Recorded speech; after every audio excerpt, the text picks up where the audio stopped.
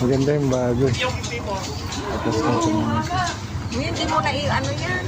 Tapos na yun.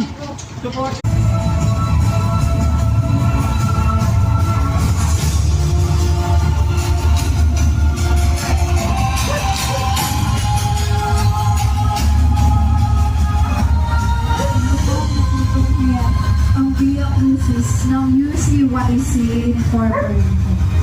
Inaanyayahan po namin kayo na manood ng pagpapasakus sa ganap na alas 2 ng hapon sa Balibang Park.